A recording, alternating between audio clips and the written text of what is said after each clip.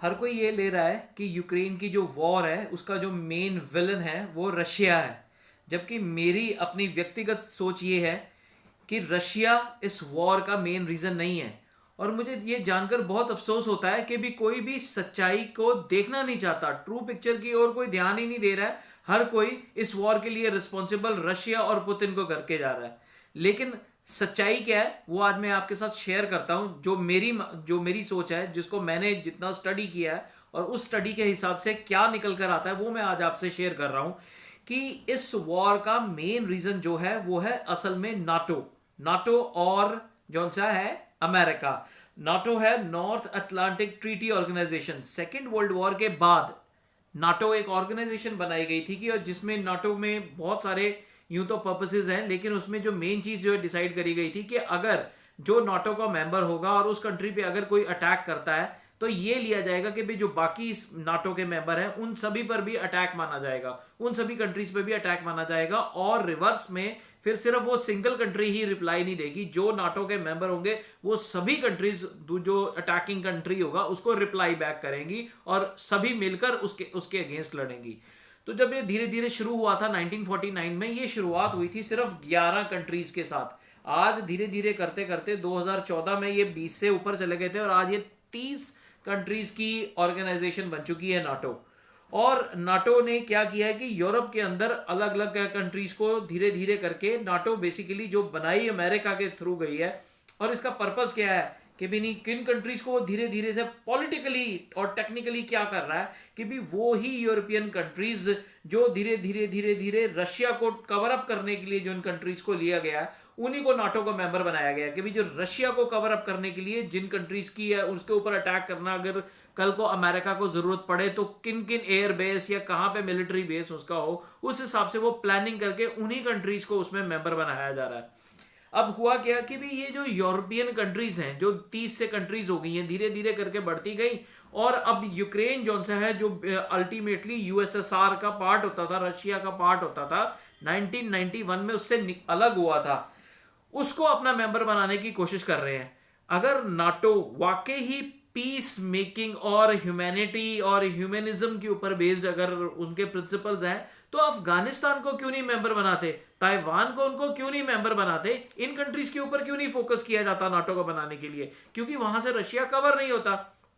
और रशिया को इससे क्या प्रॉब्लम है, रशिया को यूक्रेन से कोई प्रॉब्लम नहीं है, वो उनके से अलग हुआ एक पार्ट है, लेकिन उनको उससे कोई प्रॉब्लम नहीं है। प्रॉब्लम सिर्फ इतनी है कि अमेरिका नाटो का नाम यूज करके धीरे धीरे अपने एयर बेस और मिलिट्री बेस इन कंट्रीज में बनाई जा रहा था। और अगर यूक्रेन नाटो का मेंबर बन जाता है तो उससे वो क्या होगा कि भी नहीं यूएस अपने जो से मिसाइल बेसिस हैं, अमेरिका की जो डिफेंस बेसिस है, आर्मी है, वो वहां पे अपने यूक्रेन में डिप्लॉय कर लेगा और बिल्कुल रशिया के बॉर्डर पर आ जाएगा। उससे होगा ये कि भी इन केस कभी फ्यूचर में कभी अमेरिका और रशिया में वॉर हो गई तो जोन से 10 सेकंड के अंदर ही जोन से बिल्कुल वो बॉर्डर पे होगा, वो वहां से उसके ऊपर रशिया के ऊपर अटैक करने की पोजीशन में आ जाएगा अमेरिका। और रशिया जो कि अपनी होम कंट्री में बैठा हुआ है, हालांकि उनके पास ऐसी मिसाइल्स हैं जो वहां पे रशिया से बैठे बैठे अमेरिका के ऊपर वो वहां पे बॉम्बार्डमेंट कर सकती है, but that will consume more time. तो जितनी देर में वो वहां से जितनी देर में वहां पे रशिया एक अपनी मिसाइल छोड़ेगी, यहां पर अमेरिका यूक्रेन और यूक्रेन को यूज करके वहां पे 10 से 15 वहां पे मिसाइल्स को वहां पे टारगेट कर सकता है। तो सिर्फ यही एक रीजन था और रशिया जिसके लिए बहुत देर से बोलता आ रहा था, और यूक्रेन से कोई बात नहीं है, और सिर्फ यूक्रेन से इतना बात करी जाती कि भैया तूने नाटो का मेंबर नहीं बनना है, you are not going to become a member of NATO. लेकिन धीरे धीरे धीरे धीरे इनकी पॉलिसीज कुछ ऐसे डेवलप होती गई कि जो 2014 से पहले Ukraine was a very friendly country to Russia, वो धीरे धीरे 2014 के बाद से उसका झुकाव यूरोप की तरफ होता गया और यूरोप के साथ साथ अमेरिका की तरफ होता गया। और अब नाटो ने अपना अपना ईगरनेस शो किया होता कि यूक्रेन को अपना मेंबर बनाने के लिए। रशिया ने बहुत समझाया और बहुत देर से 2014 से समझाने की कोशिश में कर रहा है, और नाटो से और स्पेशली अमेरिका से कर रहा है कि भी आप धीरे धीरे बेस बनाकर इधर क्यों आप हमारे हमारे हमारी कंट्री के लिए एक खतरा बना रहे हैं, यहाँ पे क्यों मिसाइल्स डिप्लॉय कर रहे हैं, आर्मी बेस क्यों बनाए जा रहे हैं। यही बात अगर रशिया करे कि ऊपर जो अमेरिका के ऊपर कनाडा है और नीचे मेक्सिको है, वहां पर जाके बिल्कुल बॉर्डर लाइन पे जाके वो अगर अपना बेस बनाना शुरू कर दे तो यकीनन अमेरिका को भी प्रॉब्लम हो जाएगी और अमेरिका भी बम्बार्डमेंट करना शुरू कर देगा और वो भी अटैक करता। अगर इतना ही अमेरिका को कंसर्न है, इतना ही उनको लोगों से कंसर्न है, दूसरी कंट्रीज के पीस से रिलेटेड इतना कंसर्न है, तो वो अफगानिस्तान को क्यों रातों रात छोड़कर चले गए, जबकि उनको पता था कि भी कितनी ज्यादा प्रॉब्लमेटिक कंडीशन हो जाएगी अफगानिस्तान के लिए। कोई कंसर्न नहीं रखा।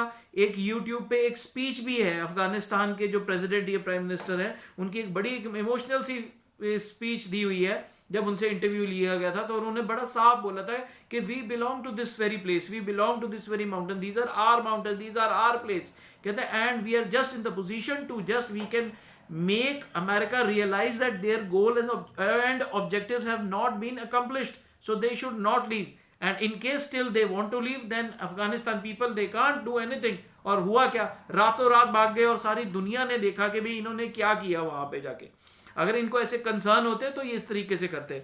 अब हुआ क्या, एंड इन द एंड बात सिर्फ इतनी आ रही थी कि रशिया कह रहा था यहाँ पे एयरबेस मत बनाओ, यहाँ पे अपने मिलिट्री को नहीं लेकर आने देना, यहाँ पे इतना बड़ा जो 2500 किलोमीटर से ऊपर का जो उनका बॉर्डर है वो उनके तरफ अमेरिका की तरफ एक्सपोज हो जाएगा। लेकिन धीरे धीरे जो यूक्रेन का जो झुकाव अब उधर हो रहा है, क्योंकि जो यूक्रेन है उसका ईस्टर्न पार्ट जो सा है, ईस्टर्न पार्ट उसमें अभी भी रशियंस हैं और वहां पे जो लोग रहते हैं वो रशियन ज्यादा बोलते हैं, तो उनका झुकाव जो सा ईस्टर्न जो सा यूक्रेन है उनका झुकाव रशिया की तरफ है। सेंट्रल और जो सा वेस्टर्न पार्ट है उसका यूरोप की तरफ झुकाव है। तो इस वजह से और जो जो उनकी आबादी है वो 60 to 70% है, और जो रशियंस की आबादी है जो उधर रह रहे हैं, जो रशियन लैंग्वेज वहां पे बोलते हैं, वो 30 to 35% के करीब है।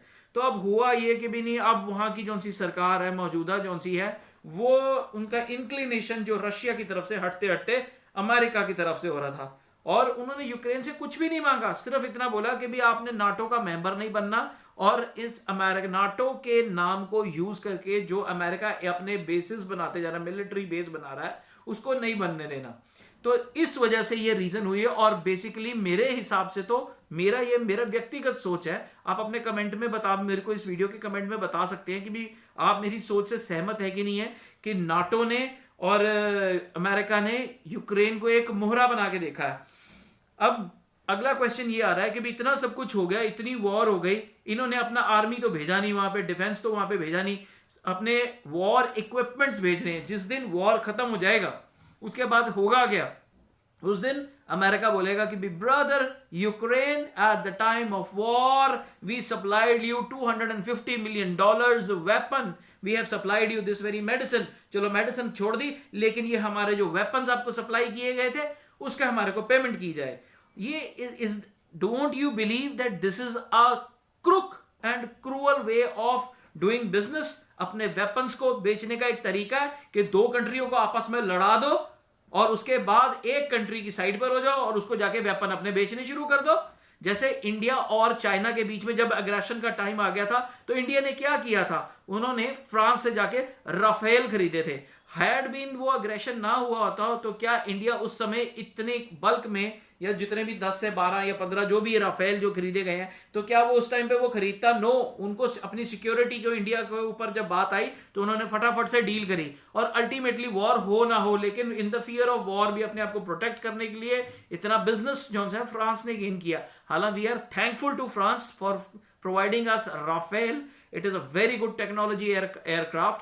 तो इन द एंड इस वॉर में जो सबसे बड़ा लूजर है, that is basically the puppet of who was about to become the puppet, और ये अभी भी puppet है of NATO and of America, especially of America, जो है यूक्रेन, क्योंकि टारगेट वो हुआ, प्यादा उनका वो बन गया, मोहरा उनका वो बन गया। सेकेंड लॉस में जो है वो that is no doubt and they are in complete knowledge, that is even Russia, because they are attacking, their money is employed, their weapons are employed, their army is employed, even accidents and mishaps and army जो उनकी भी उधर की जो उनकी army है Russia की, उनकी भी डेथ हो रही है। तो at second loss they are there.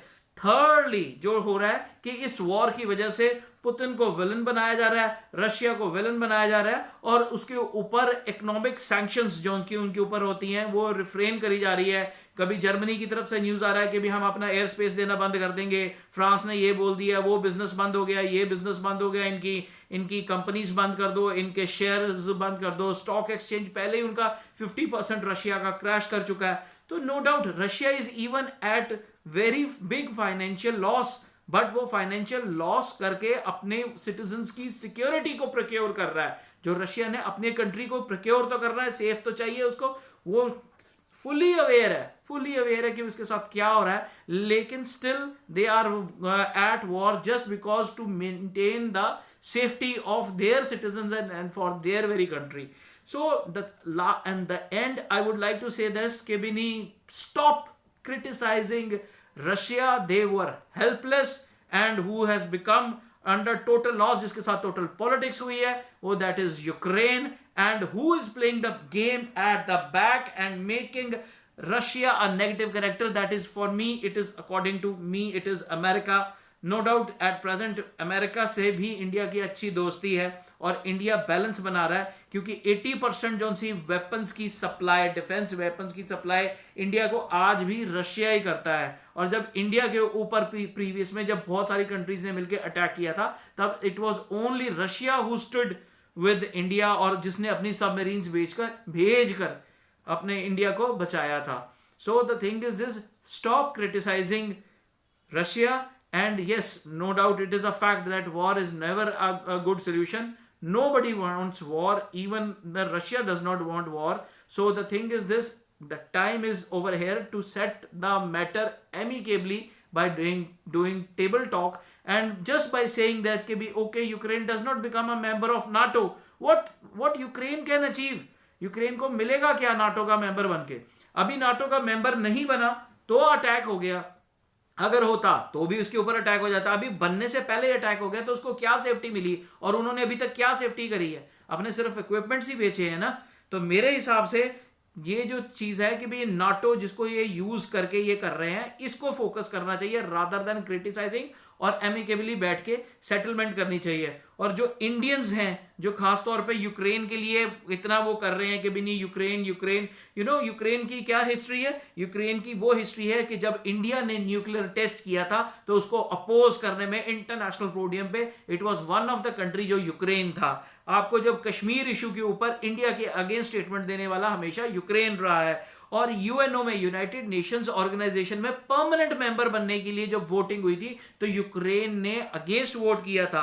और पाकिस्तान को जब अमेरिका ने आर्म्स एंड एमिनेशन सप्लाई कर रहा था तो तब इंडिया ने बोला था कि इनको इतने वेपन्स ना दिए जाएं, वो हमारी सेफ्टी के लिए खतरा है। उस टाइम पे भी यूक्रेन ने जौन सा है इंडिया के अगेंस्ट ही बोला था। हो सकता है कि उस टाइम पे उनकी भी कोई मजबूरियां हो, आई डोंट ब्लेम दैट कि भी नहीं, हाँ the thing is this, but आज की डेट में India is playing a very good role. India is in talking terms with Ukraine also, India is in talking terms with Russia also, and India is even there in the position to make a talking terms there with America also. So the last thing is this कि भी नहीं table talk करें और इसका solution निकालें, क्योंकि मुझे लगता है कि भी नाटो का मेंबर ना बन के ही सबका भला है इसमें। And stop criticising Russia. Thank you.